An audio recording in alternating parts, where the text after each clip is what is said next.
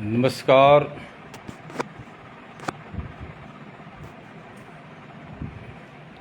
मैं विश्राम शर्मा आप सभी साथियों को नमन बंदन अभिनंदन करता हूं। साथियों, इधर लगातार मैं लाइव आ रहा हूं, उसके कुछ कारण हैं। क्योंकि 10 सितंबर 2023 को अखिल भारतीय बढ़ई महासभा के द्वारा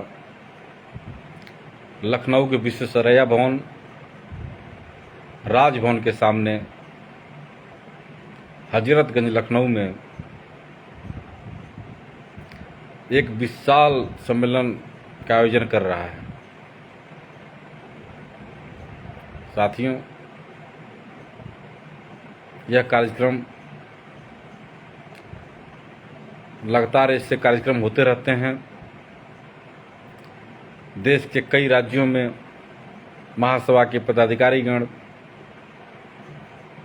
लगातार सम्मेलन, गोष्ठियाँ, मीटिंग, रैली, शोभा यात्रा, बड़े जन संदेश, जन चेतना रथ यात्रा, तमाम ऐसे जो भी विचार लोगों के अंदर आते हैं, समाज को जागरूक करने के लिए लगातार कर रहे हैं। सभी को मैं बधाई देता हूं, धन्यवाद देता हूं, वंदन करता हूं, अभिनंदन करता हूं।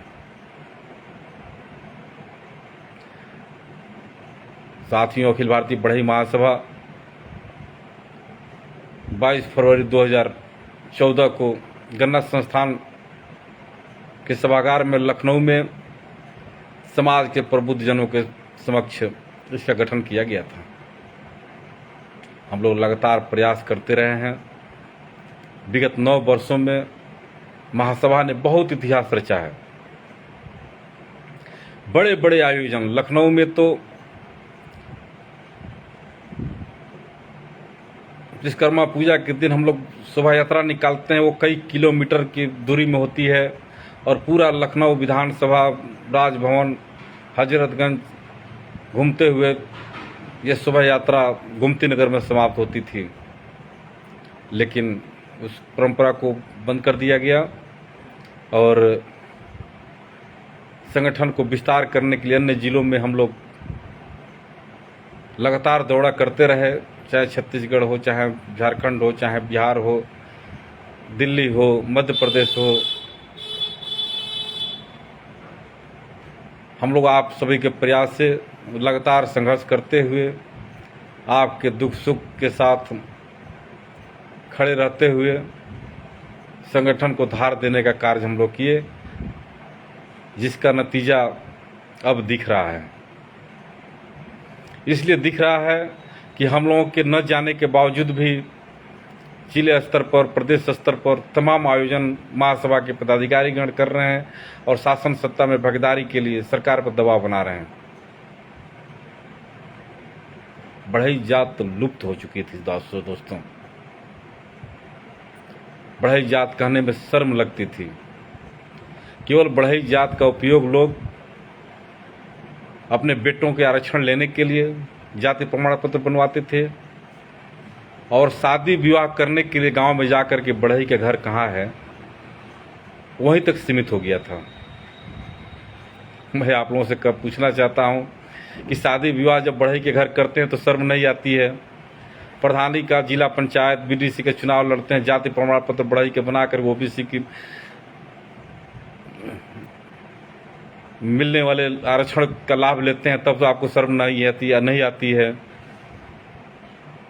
जब नौकरी में, शिक्षा में आप ओबीसी में बढ़ई जात का कॉलम भरते हैं तो आपको शर्म नहीं आती है। लेकिन सामाजिक सम्मेलनों में और समाज में बढ़ई बताने में आपको शर्म आती है। कौन नहीं जानता कि आप बढ़ई हैं? आपको छुपाने से छुप जाएगा। स्वयं पित्रोदा साहब जब भारत के ज्ञान आयोग के अध्यक्ष हुए और प्रधानमंत्री मनमोहन सिंह के सलाहकार हुए, जिनकी भारत के लोगों के ऊपर इतना बड़ा एहसान है, जो आज हम लोग मोबाइल से लाइव प्रसारण कर रहे हैं, लाइव मैं हूँ, इंटरनेट का युग, कंप्यूटर का युग, मोबाइल का युग, ये अपने समाज के सिंह पित्रोदा साहब की देन है। उनके भी मीडिया ने जाते ढूंढ ली थी कि ये बढ़ई है। बढ़ई होना गुनाह नहीं है। अगर आप भगवान को मानते हैं तो उन्होंने आपको इस जात में भेजा है, तो आप उस पर गर्व करिए। आपकी जात छूट नहीं सकती। आप चाहे जितने बड़े अधिकारी हो जाएं, जात इससे पीछा नहीं छूटेगी। तो आप खुल करके रहिए। राजभर समाज को देखिए, दलित समाज को देखिए, नाई समाज को देखिए। नाई समाज में कितने बड़े बड़े विद्वान पैदा हुए हैं।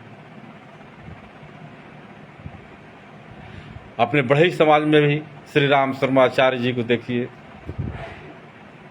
जगजीत सिंह को देखिए, गजल गायक। अरे जो रामायण का रामानंद सागर जी को देखिए, जो रामायण को लिख डाले। अभी जो राम मंदिर बन रहा है उसके भी जो आर्किटेक्ट हैं वो अपने समाज से हैं। आप पीछे कहाँ हैं? आप क्यों शर्म क्यों करते हैं? बहुत बड़ी बड़ी दिग्गज हस्तियां हैं अपने समाज में।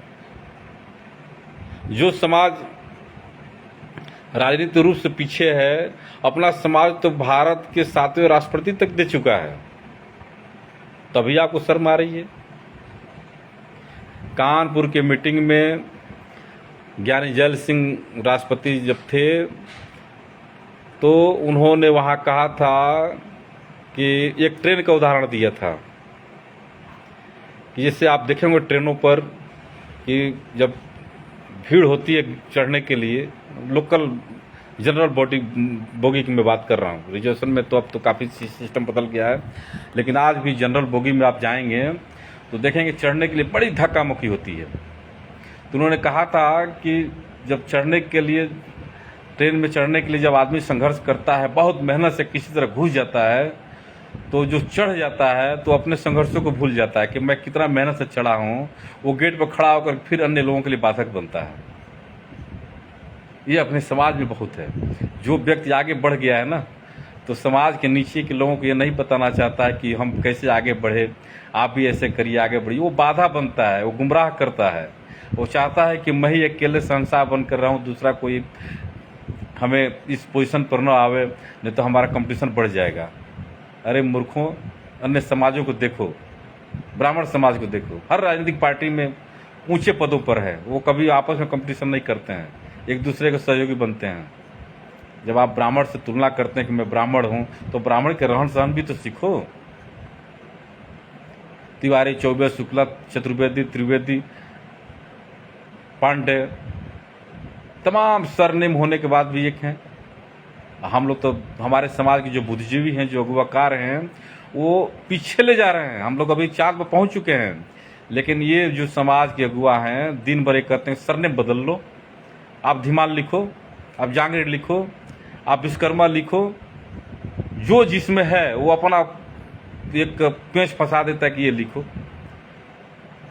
मैं तो कहता हूं कि लिखने की क्या जरूरत है? जो लिख रहे हैं वही खराब है, बहुत अच्छा है। उसको ये बताओ ना कि शर्मा भी हम ही है, धीमान भी हम ही, बढ़ई भी हम ही है, पंचाल भी हम ही है, जांगीर भी हम ही है, सुतार भी हम ही है, मैथिल भी हम ही। सब बोलो ना, तब ना प्रचार हुई। जैसे तिवारी में उनको बताना पड़ता है, आप अपने आप समझ जाओ तिवारी हैं तभी ब्राह्मण है, चौबे हैं तो ब्राह्मण है, त्रिवेदी हैं तो ब्राह्मण है, पांडे हैं तो ब्राह्मण है। वो बताना पड़ता है उनको। उसे आप इतना हाईलाइट प्रचार प्रसार करिए कि सुतार, धीमान, पित्रोदा, मिस्त्री, राणा, ये सब बढ़ई हैं। अपने आप आपकी संख्या दिखने लगेगी।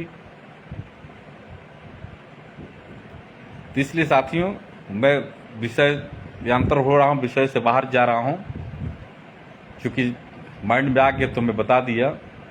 साथियों, मेन मकसद आज लाइव आने का ये है कि 10 सितंबर 2023 दिन रविवार समय 9 बजे से विश्वेश्वरैया भवन, राजभवन के सामने हजरतगंज लखनऊ में विशाल सम्मेलन रखा गया। पिछली बार भी सम्मेलन हुआ था, जगह थोड़ा छोटा पड़ गया था, लेकिन इस बार उन कमियों को दूर करते हुए जगह बड़ा रखा गया और हर तरह से सुविधाएं रखी गई हैं। जो कोई भी बाहर से आता है, किसी प्रकार की उनको दिक्कत ना हो, रहने की, खाने की, ठहरने की, स्नान करने की, किसी प्रकार की उनको दिक्कत नहीं। इस पर सब पर हम लोग महासभा के जो लखनऊ के पदाधिकारी हैं वो लगातार मेहनत कर रहे हैं।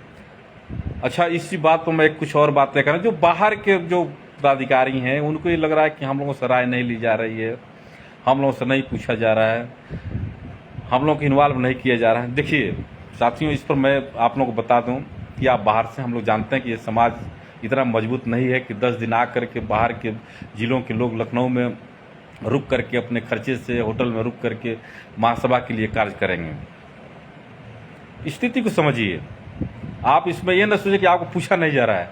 अरे आपकी सहूलियत के लिए आपसे नहीं पूछा जा रहा है, क्योंकि जब अयोध्या में आयोजन होगा तो अयोध्या के जो वासी होते हैं उनकी जिम्मेदारी बनती है कि बाहर के लोगों को कैसे ठहरना, कैसे रहना, कैसे रुकेंगे, कितने बजे प्रोग्राम होगा, वहाँ की व्यवस्था लोकल लोगों की होती है। वैसे ही ये आयोजन जो हो रहा है यहाँ लोकल लोगों की जिम्मेदारी है। हम लोग चूँकि लखनऊ में है, राजधानी में है, और यहाँ संपन्न लोग हैं, अच्छे अच्छे लोग हैं, मेहनती लोग हैं, सामाजिक लोग हैं, वो सब लगे हुए हैं आपकी सेवा में, आपकी व्यवस्था में, आपके सहयोग के लिए। आप कैसे आएंगे, कहाँ रहेंगे, कैसे ठहरेंगे, ये यहाँ के लोगों की व्यवस्था है। आप मत टेंशन लीजिए, आप केवल आने की व्यवस्था सोचिए कि हमें इस प्रोग्राम में आना है, आ करके समाज की ताकत को, समाज की संख्या को आगे दिखाना है। देखिए साथियों, राजनीति में सर की गिनती होती है, कितनी किसकी संख्या है। जब तक संख्या बल नहीं दिखेगी, आप कुछ भी कर ले, कुछ नहीं होने वाला है। आप एक एक चलते रहिए, आप पीछे जाएंगे। टूट जैसे एक लकड़ी को तोड़ने में आसान होता है और उसी को गठरी बांध दिए तो तोड़ने में आपकी छींके आ जाएंगे। तो ऐसे संगठन है। आप देखिए ना, आपसे कम जाति की संख्या वाले कहाँ से कहाँ के राज्य विधानसभा से लेकर के लोकसभा, राज्यसभा तक पहुंच चुके हैं, और आपकी कोई पूछने वाला नहीं। क्यों नहीं पूछने वाला? कि आप ऐसे ही अपने वोट को ऐसे दे देते हैं, बिना मांगे दे देते हैं। तो जब आप बिना मांगे आपकी जो पानी, वो छोटी नदी और समुद्र में ऐसे ही चली जा रही है, तो क्या वैल्यू है आपकी? आप देखिए, आपको यूज करके छोटी छोटी संख्या वाली जातियां सब जगह यूज कर रही हैं आपको प्रयोग करके, और आप संख्या में ज़्यादा है, आप जीरो स्तर पर हैं। तो आप अपने अस्तित्व को समझिए। अस्तित्व तो आप ही को बनाना पड़ेगा। समाज में बुद्धिजीवियों की कमी नहीं है, और समाज में लोग कहते हैं कि अपना लोग तो जागरूक नहीं है। लोग आते नहीं, अरे क्यों नहीं आते? आप आगे तो बढ़िए, आप नेतृत्व तो करिए। क्यों नहीं लोग आएंगे आपके साथ में? हम लोग तो जब भी बुलाते हैं सारे लोग आते हैं, बड़े लोग नहीं आएंगे, याद ध्यान रखिए। आप नीचे के जो जमीनी स्तर के लोग हैं उनको जोड़िए, वो सब आएंगे आपके साथ में। बड़े लोग नहीं आएंगे, उनको शर्म आ जाएगी कि उनको लोग जान जाएंगे कि वो बड़े ही हैं। जो अधिकारी वर्ग वो नहीं आएगा, क्योंकि वो छिप करके बैठा हुआ है कि लोग जान जाएंगे कि बड़े ही हैं तो हमारे सम्मान नहीं मिलेगी। उसको छोड़िए, वो कभी नहीं आएगा। वो रिटायर्ड होगा ना, देखिए हमारी बात को समझिएगा। जो अधिकारी होगा, जो रिटायर्ड हो जाएगा, तब उसको समाज की जरूरत पड़ेगी। अच्छा, उसके बेटे बेटियों की शादी जब होगी ना, तब वो कहेगा, हम लोग से फोन करेगा, भैया कोई अच्छा रिश्ता बताइए बढ़ई में। वो ब्राह्मण में नहीं जाएगा, अभी तो ब्राह्मण बन के छुपा हुआ है, लेकिन जब शादी करना हो तो बढ़ई में ढूंढता है। वो ब्राह्मण में नहीं जानता है कि वहाँ वो हमें धकिया के भगा दिया जाएगा। केवल राजनीतिक बात जब होगी ना, तो ब्राह्मण अपने को सिद्ध करके ब्राह्मण की गिनती में ब्राह्मण की संख्या बढ़ा देगा, अपनी संख्या कम करा देगा। अब भागीदारी बढ़ई में चाहिए।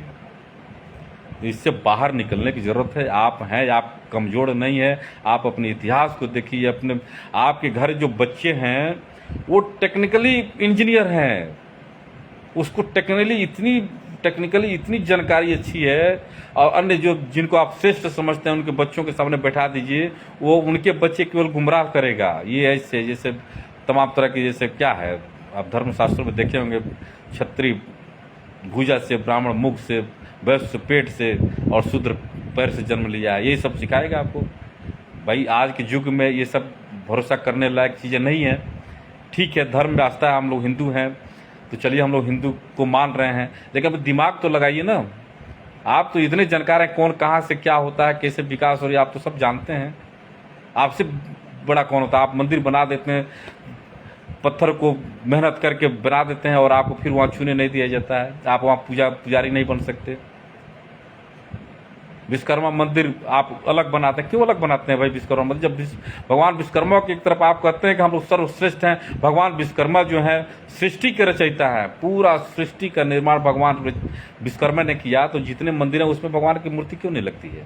हम लोग क्यों नहीं वहाँ लगाते? क्यों अलग निज जाति जैसे आप लोग जैसे अलग जाति छांट कर रखी गई है, वैसे आप लोग विश्वकर्मा जी को अलग मूर्ति बनाते हो, वहाँ दूसरा कोई जाता नहीं है, खाली बस विश्वकर्मा वंश जाता है वहाँ पर। अरे तो उन मूर्तियों में मांग करिए ना आप लोग, अन्य जो बड़े बड़े मंदिर वहाँ मांग करिए कि भाई भगवान विश्वकर्मा इस सब सृष्टि के रचयिता हैं, ब्रह्मांड के रचयिता है, तो भगवान विश्वकर्मा की मूर्ति क्यों नहीं? जैसे अयोध्या में मंदिर बन रहा है, वहाँ मांग होनी चाहिए कि भगवान विश्वकर्मा की यहाँ मूर्ति लगे, उन्होंने निर्माण किया था सृष्टि का। सही पॉइंट पे जब तक हम लोग नहीं लड़ेंगे तब तक कुछ नहीं हुआ। बस छिपे रहिए, बस हमें कोई जान ना जाए भैया, दूसरे को ताकत देते रहिए, समाज के लोग वहाँ मत जाइए, तो आप ऐसे पीछे ही रहेंगे। आपको लोग मूर्ख बनाएंगे कि आप हम लोग सब देख हैं, हम लोग हमारे साथ रहिए, लेकिन जब भागीदारी लेने तो वही लोग ले लेंगे, आप एकदम मुंह तक सर्प बनकर देखते रह जाएंगे। देखिए ना आप लोग अभी वर्तमान स्थिति में देखिए, उत्तर प्रदेश देख लीजिए, बिहार में देख लीजिए, कहीं भी देख लीजिए, तो अपनी मांगों को आपको खुद मांगना पड़ेगा। इसलिए साथियों 10 सितंबर 2023 को आप अपना कितना हो बड़ा कार्य हो, एक दिन समझिए कि हम तीर्थ स्थान जा रहे हैं। जब आप धार्मिक हैं तो एक दिन इसको भी तीर्थ स्थान मान लीजिए। भाई भगवान तो सबके अंदर बसे हुए हैं, हर मनुष्य के अंदर बसे हुए हैं। अब आपके समाज के सारे अन्य प्रदेशों से लोग एक जगह जब आ रहे हैं तो आपको घूमना पड़ेगा, यहीं दर्शन कर लीजिए ना सारे तीर्थ स्थान का। गंगा जमुना सरस्वती सब चारों तरफ जब नदियां हैं, सारे धाम जब अलग अलग हैं, तो सारे जगह से लोग आ रहे हैं, उनको देवता मान करके आइए ना, उन्हीं के एक बार दर्शन कर लीजिए, आप तर जाएंगे। तर इसलिए जाएंगे कि जब राजनीतिक भागीदारी आपको मिल जाएगी तो आपके अंदर वो डंडा मिल जाएगा, जो शासन प्रशासन को चलाने की क्षमता आपके अंदर आ जाएगी। मैं अपने लिए नहीं लड़ रहा हूँ भाइयों, ये दिमाग से पहले निकाल लीजिए कि विश्राम शर्मा ये सब कर रहे हैं तो उनको चुनाव लड़ना होगा। मुझे नहीं लड़ना है चुनाव भाइयों, मेरे अंदर तकलीफ है, दर्द है। मैं बहुत नुकसान कराया हूँ अपना बिजनेस, बड़े बड़े बिजनेस, हम भी बिजनेसमैन थे, बड़े स्तर का बिजनेसमैन था, लेकिन नशा ऐसा पकड़ा कि वो सब बिजनेस चौपट होने के कगार पे आ गई है। तो इसलिए आप लोग आइए, सब छोड़ छाड़ करके एक दिन आप लोग त्यौहार मनाने के लिए आइए। समझिए कि मैं पिकनिक मनाने के लिए लखनऊ जा रहा हूं, और आ करके आप लोग ताकत दीजिए समाज को, और यही समाज आपके साथ खड़ा रहेगा, और यही समाज के बल पर ही आप राजनीतिक भागीदारी आप लोग ले पाएंगे। बहुत से साथी जुड़ गए हैं, आप सभी का मंटू शर्मा जी बहुत बहुत बधाई आपको। रहमुद्दीन सैफी जी बहुत बहुत बधाई आपको। रहमुद्दीन सैफी जी, मैं पिछली बार भी आपसे रिक्वेस्ट किया था कि आप इस आयोजन में आइए, लेकिन आप नहीं आ पाए थे, लेकिन इस बार आपका मैं इंतज़ार करूंगा कि आप आइए, क्योंकि देखिए आप भी मेरे समाज से हैं, और ओबीसी की सूची में बढ़ई के साथ सैफी भी है, इसलिए आप हमारे समाज से हैं, आप आइए। जितेंद्र शर्मा जी भी, आपका भी बहुत बहुत स्वागत, आप भी आइए इस प्रोग्राम में। सूरज विश्वकर्मा जी, आपका भी धन्यवाद, स्वागत।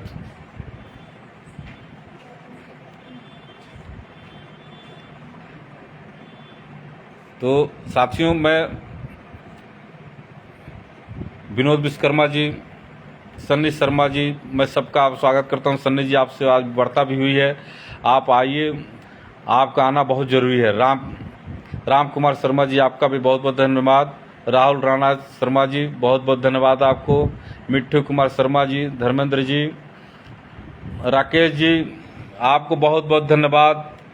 आप इस प्रोग्राम में जरूर आवें और अपने साथियों के साथ आवें, आपका बहुत बहुत स्वागत। हरपाल पंचाल जी, बहुत दिन मिले हो गया है, आप आइए इस आयोजन में, दिल्ली में मुलाकात हम लोगों से हुई थी। सरुआ प्रिंटर जी, कौशल शर्मा जी, जितने भी साथी जुड़े हैं, आप, मनीष शर्मा जी, प्रिंस शर्मा जी, सबका मैं अभिनंदन करता हूं, वंदन करता हूं। और 10 सितंबर समय नोट कर लीजिए, मैं रात सबको मैं मैसेज एक करके सबको भेजा हूं। फ़ोन करना सभी लोगों के लिए मुनासिब नहीं हो पा रहा है, फिर भी प्रयास मैं कर रहा हूं कि व्यक्तिगत फ़ोन भी कर रहा हूं और मैसेज भेज। गोविंद प्रसाद जी, आपको भी बहुत बहुत धन्यवाद, आप आइए इस प्रोग्राम में। तो साथियों, मैं ही कह रहा था कि हम लोग लगातार मेहनत किए हैं, बहुत मेहनत किए हैं। संगठन को विस्तार करने में बहुत जी जान लगा करके हम लोग अपने संसाधनों, सीमित संसाधनों में, इतने बड़े हम लोग अरबपति खरबपति नहीं हैं, लेकिन सीमित संसाधनों में आप लोग जब बुलाते हैं पूरा प्रयास होता है कि हम लोग पहुँचिए। अपने खर्चे से जाते हैं, अपने गाड़ी से जाते हैं, अपना तेल लगा कर जाते हैं, पूरा प्रयास होता है कि हम लोग पहुँचें। समाज के पास इतनी क्षमता भी नहीं है, अभी जागरूक समाज नहीं है कि आपको नेता बनाने के लिए समाज के लोग आपको खर्च करेंगे आपके ऊपर। इसलिए समाज को जागरूक करें। जागरूक जब कर ले जाएंगे तो थोड़ी थोड़ी सहयोग में आप हर जिले में नेता बन जाएंगे। और जब तक आपका समाज आपके साथ नहीं रहेगा, भाई साहब मैं बता दूं कि आप लोग नेता नहीं बन पाए। वैकल्पिक व्यवस्था, आज राजनीतिक पार्टियां ये देखती हैं कि किस जाति की कितनी संख्या, वहाँ इनको टिकट दे तो जीत पाएंगे कि नहीं जीत पाएंगे। तो संख्या हम लोग की कहाँ कम है, लेकिन संख्या हम लोग प्रदर्शित नहीं कर रहे हैं ना। आप ये बताइए, आप किसी फॉरवर्ड जाति को, राजपूत जाति को देख लीजिए, ब्राह्मण जाति को देख लीजिए, अगर एक घर भी वो लोग हैं तो सक्रिय भूमिका में वो दिखते हैं कि इस गांव में ये है। हम लोग दुबके रहते हैं। क्यों दुबके रहते हो भैया? संविधान में जब सब समानता का अधिकार है तो आप दुबके क्यों रहते हो? तो अपने अधिकार को पहचानो। और आप ये जानो कि सभी तालों की चाबी राजनीति है। आप अभी थाने पे कुछ मामला जाए तो आप किसको ढूंढते? या तो वकील को ढूंढेंगे या नहीं तो नेता को ढूंढेंगे। आप ऐसे हिम्मत नहीं आपकी जाने की। आप चाहे कितना हो बड़ा उद्योगपति हैं, आप सहयोग लेंगे तो या तो किसी वकील को ढूंढेंगे और नहीं तो नेता के। यही दो आपके सहयोग के लिए मिलेंगे। ये फैक्ट है, आप माने न माने, ये फैक्ट है। आप कुछ समस्या आती है तो आप खुद अंदाज है कि किसके पास जाते होंगे, या तो अधिवक्ता ढूंढते होंगे नहीं तो नेता ढूंढते होंगे। यही दो की क्षमता है कि दोनों थाने पे जा सकते हैं। तो इसलिए आप पैदा तो करिए, नेता पैदा करिए। ओंकार नाथ सिंह जी, बहुत बहुत धन्यवाद आपको। इस प्रोग्राम में आपको आना है, संडे दिन है, आप बहाने नहीं करेंगे कि आज ड्यूटी है। मैं रात में आपको लेटर भी, मैसेज भी किया हूँ। आर्यन शर्मा जी बहुत बहुत धन्यवाद आपको। कैलाश शर्मा जी बहुत बहुत धन्यवाद। उत्तम शर्मा जी बहुत बहुत धन्यवाद आपको। आप लोग जुड़े इसके लिए। जी आर्यन जी, आपने रामचंद्र जंगड़ा जी को बोले हैं, मेरी बात उनसे हो चुकी है और कल तक कंफर्म हो जाएगा। वो से 99% उम्मीद है कि वो आएंगे प्रोग्राम में। और पूर्व राष्ट्रपति ज्ञानी जैल सिंह के पौत्र इंद्रजीत सिंह जी भी आ रहे हैं। ये मान के चलिए कि करीब 15-20 राज्यों से अपने समाज की जो विभूतियां हैं, क्रीम लोग हैं, सब इस आयोजन में पहुंच रहे हैं। सबका सहयोग है। जो भी संगठन है अपने समाज के, जो जिले स्तर पे है, प्रदेश स्तर पे, वो सब लोग आ रहे हैं। नेपाल से बड़े समाज का एक संगठन है, वो लोग नेपाल से भी अपने समाज के साथ ये लोग पहुंच रहे हैं। राष्ट्रीय महासचिव जी मैयादीन पंचाल जी बहुत बहुत धन्यवाद। आपकी बहुत बड़ी जिम्मेदारी है। फ़ोन सबको व्यक्तिगत फ़ोन करते रहिए। अपने समाज के लोगों में अंदर बहुत ईगो है कि हमको फ़ोन नहीं आया, मैं क्यों जाऊं, हमको नहीं बुलाया गया है। देखिए सोशल मीडिया का युग है। पहले शादी विवाह में कार्ड लेकर के नाई जाते थे, अब वो परंपरा ख़त्म हो गई। अब व्हाट्सएप है, ईमेल है, सोशल मीडिया है, टेलीफोन है। तो समय जैसे फास्ट चल रही है वैसे आप लोग भी अपने को बदलिए। टेलीफोनिक, सोशल मीडिया के माध्यम से, मैसेज से, जो जैसे भी आपके पास पहुंच जाए, आप मानिए कि हमें बुला लिया गया है। आप आइए। और जो साथी आ रहे हैं सम्मानित हैं अपने पोर्टफोलियो के साथ। आप लोग जब हमें मैसेज करेंगे तो लिस्ट बनती जा रही है कौन कहाँ से आ रहा है, वो आप लोगों को उसी हिसाब से सम्मानित किया जाएगा। यहाँ पर संजीव कुमार गौड़ जी बहुत बहुत धन्यवाद। जो भी साथी जुड़े हैं जिनका मैं नाम नहीं बोल पा रहा हूं क्योंकि स्क्रीन पर बढ़ता जा रहा है। लक्ष्मण शर्मा जी आपको भी बहुत बहुत धन्यवाद। साथियों, मैं एक बार फिर आप सभी से निवेदन करूंगा कि आप सब 10 सितंबर को डायरी मेंटेन कर लीजिए। उस दिन ये मानिए कि हम देवस्थान पर जा रहे हैं और हमारे देवता लोग लखनऊ की धरती पर सभी राज्यों से भगवान के रूप में आ रहे हैं। हमें उनके दर्शन करने हैं, अपने दर्शन देने हैं और उनके विचारों को सुनना है। अब विचारों को सुन करके उसको अमल करना है और राजनीतिक रूप से उभरना है। साथियों, राजनीति मैं बार बार यही कह रहा हूँ कि ये राजनीति ऐसी चीज़ है कि वो सभी तालों में लग जाती है, चाहे वो कोई भी ताला हो, कितना भी बड़ा ताला, वहाँ राजनीति लगी जाती है, वो चाबी बैठ जाती है, वहाँ पर खुल जाता है ताला। इसलिए हम लोग को अपने समाज के बच्चे, होनहार बच्चे हैं जो एजुकेशन से में ध्यान नहीं दे पा रहे हैं और फ्री हैं, तो उनको राजनीति में उभार दीजिए। राजनीति भी बिजनेस है साथियों। आप ये देखिए कि जो एक बार एमएलए हो चुका है, चाहे एमएलसी हो चुका है, अपने उसके बच्चे दूसरे बिजनेस में जाते हैं क्या? नहीं जाते हैं। वो छोड़ना नहीं चाहता है। क्यों नहीं छोड़ना चाहता? अगर उसको लाभ नहीं होता तो दूसरा बिजनेस नहीं कर लेता। इसलिए आप भी अपने शुभचिंतक में जो उभर रहे हैं, आपके क्षेत्र में, आपके रिश्तेदारी में आपके भाई को उभर रहा है राजनीति के क्षेत्र में, उसको सहयोग करिए, उसको प्रोत्साहित करिए।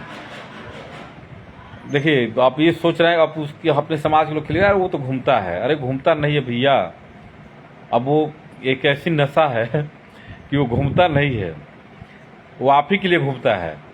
लेकिन आपको सहयोग जब करेंगे तो मुकाम पर पहुंच जाएगा। चलिए साथियों, बहुत आप लोगों सभी लोगों का टाइम मैं बहुत ले लिया।